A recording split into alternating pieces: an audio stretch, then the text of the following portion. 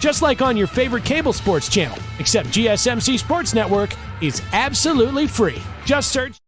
Hello everyone and welcome back to the GSMC Fantasy Sports Podcast. I hope you liked our first two segments. I know I did. Well, with all the comments coming in. Thank you again to my man Team Money for all his trades, giving me an opportunity to analyze someone else's team instead of my own. So thank you for that. Keep it coming if you have any more.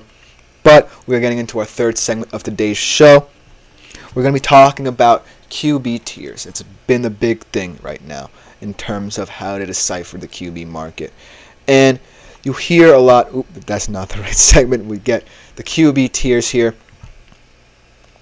We talk about QBs. We hear often, if you are in the fantasy football landscape and you have your ear to different pundits, even me, talking about the QB market, they say, pick a tier.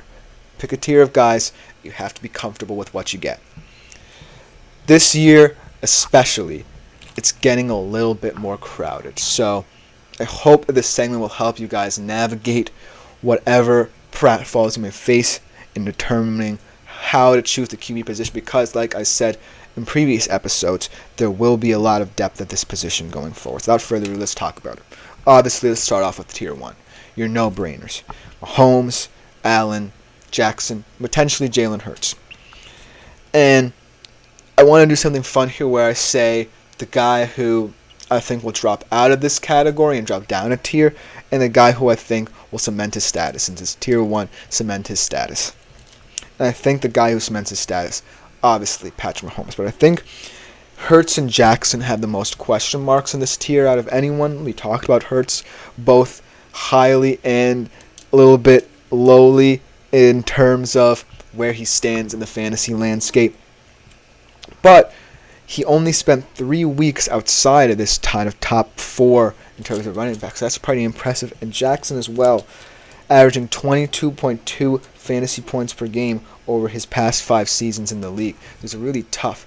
But I think at the end of the day, Jackson just adds a little bit more value, in my opinion. Whereas Hurts is going to be in a season where he's going to face a lot of scrutiny in terms of getting back to what he was when he was an MVP candidate and trying to win a Super Bowl. So I think Hurts will drop down and Lamar Jackson will stay in this tier. But those 4 guys really are the cream of the crop. These are the guys you probably are going to get in round 6, round 7, early on. Then tier 2 is where it gets really interesting, because these are guys who either you're taking a little bit of a risk on, or you feel comfortable as a high-end QB1 or as someone who's a reliable backup. And in this tier, you have 2 guys going into their second year. One in Anthony Richardson, who hasn't even played that much. One in Stroud, who is trying to live up to what he did last year. Then you have guys like Kyler Murray, Joe Burrow, also a lot to prove, and Dak Prescott, who, might I add, was in the top 3 7 weeks out of last season. So he's a fantastic fantasy quarterback, especially in the regular season. But let's talk about guys who I think will drop out. I think when you look at it, Richardson probably is the guy who profiled as someone who will drop down a tier, just because we don't know much about him, even though if we did take that small sample size, he would have profiled as the QB1 in fantasy all of last year. And then we look at a guy like Joe Burrow, who also might drop down a tier if that wrist injury affects him early and often. But at the end of the day, I think he's safe. Another guy who I think might drop down a tier is Dak Prescott. What's up with him? I think that he is going to be a guy who a lot of people are looking at, especially early on in the regular season, because that was when he was at the peak of his powers last year. But this year, I think that we're going to view him through a different lens. A, if he doesn't get that contract extension, and B, if he doesn't really focus on anyone outside of CeeDee Lamb, even though, the Cowboys place a lot of emphasis on CeeDee Lamb. And this really is a prove-it season, even though last year kind of felt more like it for Dak Prescott. So he has a huge chance to either cement his status as a Tier 2 guy for the future, for wherever he ends up, even if he's not a Cowboy, or, see him drop down a little. The guy who I'm most excited about in this tier is Kyler Murray. I think a lot of people are undervaluing him. This is a guy who you might be able to get in rounds 9 through 10 even, and it will be a high value pick. This guy was made for fantasy football. Coming back from an injury, I think that he will be very effective. Then let's talk about tier 3. These are the low-end QB1s. These are still guys who you will probably be happy with starting, but also guys who profile as reliable backups, or even in super flex leagues where you start to really think about 2 QB setups. That's where you are. Love, Purdy, and shockingly, Jaden Daniels. Love was a top 10 QB last year, so out of all of these guys, he profiles as someone but I still want to see more than one season out of him, even though, he was second in touchdown passing only to Dak. And then Brock Purdy, what can we say about him? A system QB. He's not that exciting, right? But he is someone who just profiles as a steady presence at the QB position. He's not the most sexy of picks, let's be real, but he is someone. I have him on my fantasy team, and I hope for the best for him because I want him to do well for my fantasy sake. But at the end of the day, he's just someone who's a safe pair of hands. And then Jaden Daniels, this is a weird one. I think that he has the opportunity to either rise up or drastically go down this list of tiers here, because I would have thought Caleb Williams would be considered the rookie out of anyone in this class to be in this third tier. But right now, you have Jaden Daniels, who, while he definitely has a sneaky good group of weapons, he has Terry McLaurin, Jahan Dotson, Austin Eckler, and Brian Robinson Jr. in that backfield. I really think that he still has a point to prove. And Dan Quinn is more of a defensive-minded coach, so we're going to have to see how that all works out. And then you have Aaron Rodgers as well in this tier. I don't think he deserves to be in this tier. I'm sorry, Aaron Rodgers fans, but a 40-year-old guy going into a season where he's coming off an Achilles tear, asked to do too much for what people are calling a premature Super Bowl contender, I just don't see it. I'm sorry, Jets fans. I'm sorry, Aaron Rodgers fans, but at this point in time, he just doesn't profile as a fantasy QB. He just doesn't profile as a guy who I would be comfortable with starting week in, week out. And so he also, I'm going to keep an eye on in terms of dropping out of this tier. But then you get to tier 4. This is where super flex leagues, if you are in a super flex league, this will come into play because these are your guys who are either your high-end QB2s or guys you put in that flex position. And those are your Trevor Lawrences, Caleb Williams, finally, your Jared Goffs, and your Kirk Cousins. This is an interesting group of players because you have a rookie, you have another kind of guy who profiles like a Brock Purdy in that he has players, weapons at his disposal so that he doesn't necessarily have to do too much. You have Kirk Cousins in a new home with an exciting young offense. And then Trevor Lawrence, who definitely has a point to prove, but I don't necessarily think it's his entire fault in him not progressing as people thought he would. And so this tier is kind of weird because in a normal fantasy draft, let's say in a 12-man league, not a super flex league, just a regular run-of-the-mill 12-man league, these quarterbacks would be highly coveted.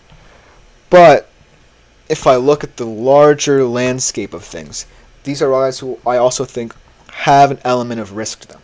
What if the whole Cousins experiment doesn't work?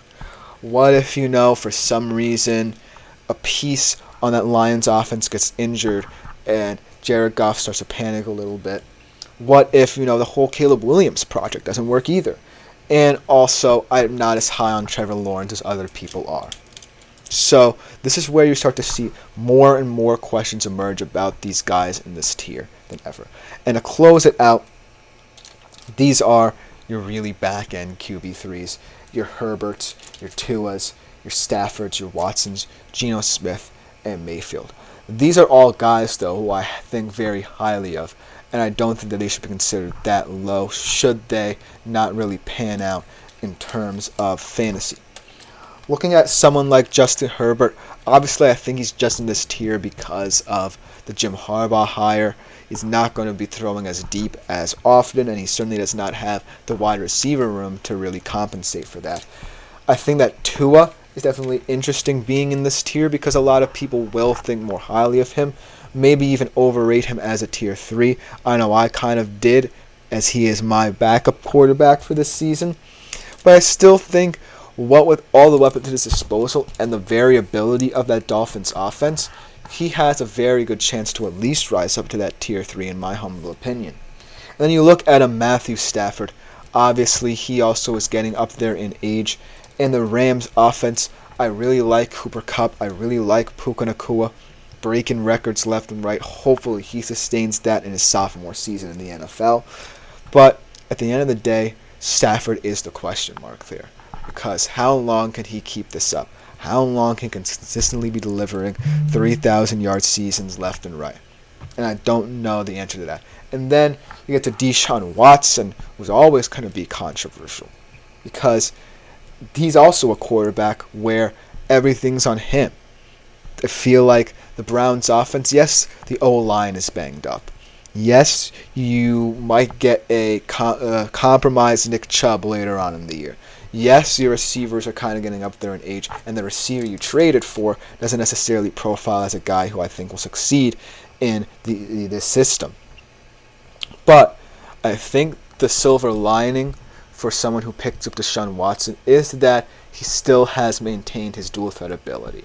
He's still averaging about 5.2 yards per carry in terms of rushing as a QB, and that's a valuable asset. And if they can tap into that, I think that the Browns' offense could be cooking here. And then Geno Smith and Baker Mayfield, two of my favorite QBs in the league and in this tier. Geno, not just because he's a Seahawk, but because, he is very up and down, very roller coaster ridey kind of QB. But at the end of the day, he's a very competent deep passer. Maybe not the best in terms of using his legs. He still does have that level to his game, but not prone to use it. But in this offense, look for him to get a lot of deep touchdown passes, get a lot of yardage in this offense, because what I'm hearing out of Seattle training camp is that Ryan Grubb has been very impressive in implementing his offensive game plan, and it has a lot of verbiage to it. And then Baker Mayfield, how can you hate this guy? I think that Baker just got disrespected just because the Browns were too late in realizing what his best assets were in the Bucs. Him under Dave Canales really was the secret sauce to unlocking the best of Baker Mayfield. Just get him into play action, and Mike Evans, Chris Godwin, a very balanced wide receiver group, Kate Otten, one of the more underrated tight ends in the league, and just let him cook. And I think that Baker Mayfield really just has a chance, along with, a guy like Geno Smith, to really elevate their game. And they're always going to be fun streaming options for you. At the end of the day, they may not start. But then, once we get into, say, the lower ends of the draft, you might, in a normal league, outside of the Superflex, be looking at guys like this. And that's the truth of the matter. But overall, let me know what you think of the comments about these QB tiers and whatever draft you are in and how you will think about them in the future. But we will be taking a quick break right now. Coming next, we talk about the running back position in terms of their tiers. We will be right back after the break.